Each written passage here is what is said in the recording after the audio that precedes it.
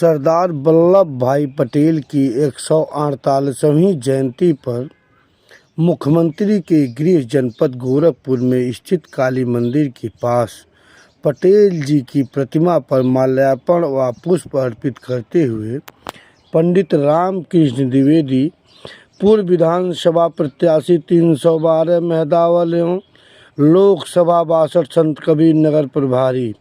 आइए जानते हैं कि लौह पुरुष सरदार वल्लभ भाई पटेल की जयंती पर मीडिया से बातचीत करते हुए उन्होंने क्या कहा।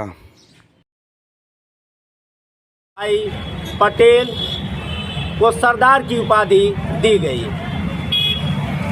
देश की आज़ादी में उनकी भूमिका क्या थी? देश की आज़ादी में जो सरदार पटेल की भूमिका रही वह हमें कहने की ज़रूरत नहीं है। आज जो हम भारत दिख रहा है, जो हमें भारत दिखाई दे रहा है, वह भारत सरदार पटेल जी की वजह से ही दिखाई दे रहा है। अन्यथा हम अपने ही भारत में यहाँ से हैदराबाद के लिए वीजे की व्यवस्था करते, तब हम कहीं भारत में ही भ्रमण कर पाते। देशी रियासतों के एकीकरण में जो योगदान सरदार पटेल का रहा, वह हमें आज भारत के रूप में दिख रहा है। आज़ाद भारत के उप प्रधानमंत्री थे पटेल जी, इनके बारे में क्या कहेंगे आप? सरदार पटेल जी भारत के उप प्रधानमंत्री थे और गृह मंत्री भी थे। देखिए, जहाँ तक पटेल की भूमिका की बात है, गांधी जी उनकी क्षमता को पहचानते थे। आज़ाद भारत में देशी रियासतों के एकीकरण की जो सबसे महत्वपूर्ण समस्या थी, गांधी जी जानते थे कि बिना सरदार पटेल के कोई कर नहीं सकता है। गांधी जी इनकी क्षमता को पहचानने के कारण ही 1931 में कराची अधिवेशन में अध्यक्ष चुने जाने के बाद इन्हें लौह पुरुष की उपाधि से विभूषित किया था। भारत के प्रधानमंत्री बन सकते थे पटेल जी?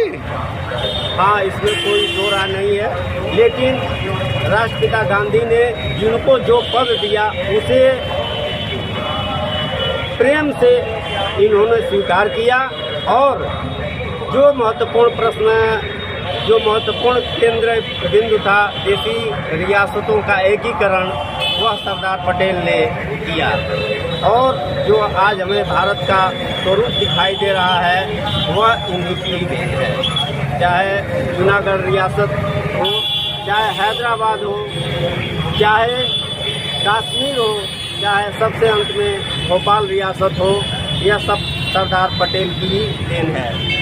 जहाँ तक हैदराबाद रियासत की बात है, वह ऑपरेशन पोलो के द्वारा उन्होंने लिया और जूनागढ़ रियासत को जनमत संग्रह के द्वारा।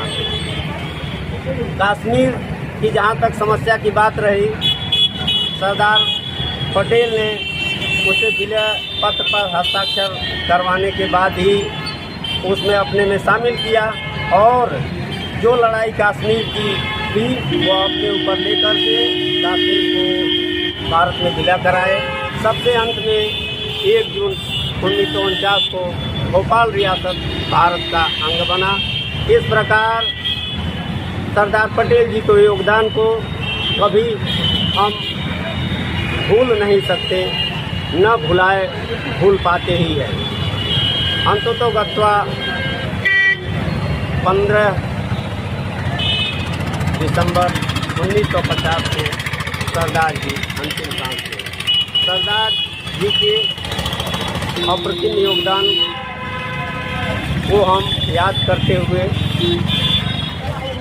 31 अक्टूबर को राष्ट्रीय एकता दिवस के रूप में मना रहे हैं। यह हम सभी भारतवासियों के लिए सर्वाधिक खुशी का पल है। यह राष्ट्रीय एकता पर्व हम सभी भारतवासियों को उत्तर से दक्षिण, पूरब से पश्चिम तक आपस में बांधे रखा हुआ है। सरदार पटेल ने जितना कुछ हम भारतवासियों को दिया, आज हम उनकी जयंती 31 अक्टूबर को मना रहे हैं। इसके लिए हम लोगों ने बहुत कुछ नहीं कर पाए, लेकिन अभी भी बहुत कुछ करने को बाकी है। माननीय प्रधानमंत्री जी नरेंद्र दामोदर दास मोदी जी ने स्टैचू ऑफ यूनिटी की